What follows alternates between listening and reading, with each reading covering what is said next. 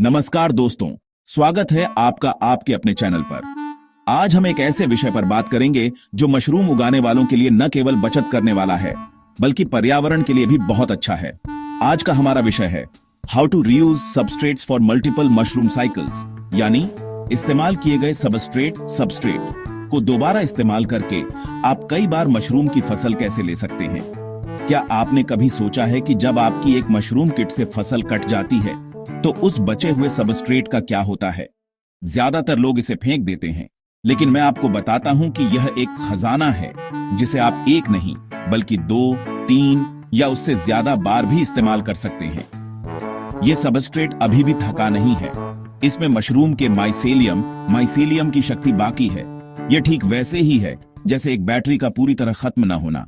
तो चलिए हम आपको बताते हैं कि कैसे आप अपने पुराने सबस्ट्रेट को सुपर सबस्ट्रेट में बदल सकते हैं।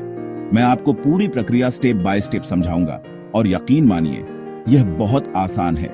पहला स्टेप, सबस्ट्रेट को पुनर्जीवित करना, रिहाइड्रेटिंग द सबस्ट्रेट। जब आप पहली या दूसरी बार मशरूम काट लेते हैं तो सबस्ट्रेट बहुत सूखा हो जाता है। माइसेलियम को नई फसल पैदा करने के लिए पानी चाहिए। आपको क्या करना है, सबसे पहले बचे हुए मशरूम के किसी भी टुकड़े को धीरे से हटा दें। अब अपने सबस्ट्रेट ब्लॉक को पानी के एक बड़े बर्तन में डुबो दें।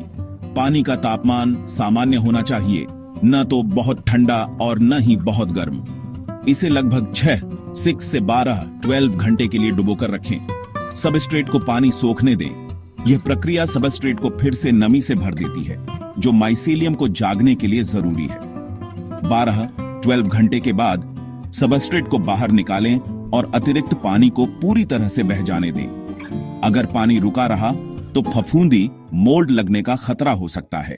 दूसरा स्टेप, नया जीवन देना, द आउटडोर इंडोर ट्रिक। अब आपके पास एक नमयुक्त सबस्ट्रेट है, लेकिन माइसेलियम ने पहले से ही उसमें मौजूद आहार का एक बड़ा हिस्सा खा लिया है। विकल्प 1, ऑप्शन 1, नया सबस्ट्रेट मिलाना। अगर आप इंडोर ही उगाना चाहते हैं तो पुराने सबस्ट्रेट को छोटे छोटे टुकड़ों में तोड़ दें। अब इसे थोड़े से नए स्टेरिलाइज्ड या पास्चराइज्ड सबस्ट्रेट जैसे कि भूसा, नारियल की जट्टा या कॉफी ग्राउंड के साथ मिलाएं। यह माइसेलियम को नया खाना देता है जिससे वह और फैल सके। इस मिक्सचर को एक नए ग्रो बैग या कंटेनर में डालकर पहले जैसे ही परिस्थितियों में रखें। विकल्प 2, ऑप्शन 2, आउटडोर पैच। यह मेरा पसंदीदा है। अगर आपके पास बगीचा है तो सबस्ट्रेट को बाहर इस्तेमाल करें। इसे किसी छायादार नम जगह पर, जैसे कि किसी पेड़ के नीचे या लकड़ी के ढेर के पास, थोड़ा सा खोदकर दबा दें। ऊपर से थोड़ी मिट्टी या लकड़ी की चिप्स डाल दें। बारिश और प्राकृतिक नमी के कारण यह सबस्ट्रेट आपको हैरान कर सकता है और कुछ ही हफ्तों में एक नई प्राकृतिक फसल दे सकता है। इसे मशरूम पैच कहते हैं। तीसरा स्टेप, स्वच्छता और धैर्य, क्लेanलीनेस एंड पेशेंस। किसी भी रीयूज प्रक्रिया में स्वच्छता सबसे महत्वपूर्ण है। हमेशा अपने हाथों को और जिन बर्तनों का आप इस्तेमाल कर रहे हैं उन्हें अच्छी तरह से साफ करें। सबस्ट्रेट को ऐसी जगह रखें जहां तापमान और नमी मशरूम की प्रजाति के अनुसार हो। याद रखें, दूसरी या तीसरी फसल में पहली फसल जितना उत्पादन नहीं मिलेगा, लेकिन थोड़ा भी मशरूम उगाना पूरी तरह से फेंकने से कहीं बेहतर है। धैर्य रखें, नई फसल में ज्यादा समय लग सकता है। क्यों है यह फायदेमंद? Why is it beneficial? बचत, आपको बार बार नया सबस्ट्रेट या किट खरीदने की जरूरत नहीं पड़ती। पर्यावरण, यह अपशिष्ट को कम करता है और स्थिरता, सस्टेनेबिलिटी को बढ़ावा देता है।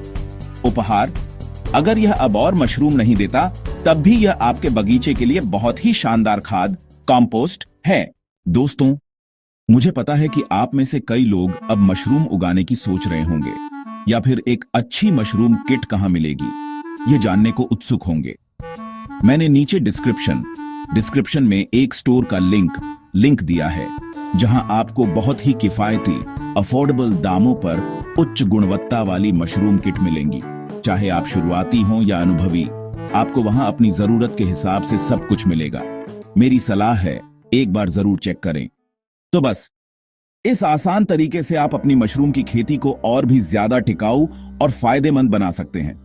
वीडियो पसंद आया हो तो इसे लाइक करें, अपने दोस्तों के साथ शेयर करें और ऐसे ही मजेदार और ज्ञानवर्धक वीडियो के लिए चैनल को सब्सक्राइब करें। मिलते हैं अगले वीडियो में। धन्यवाद।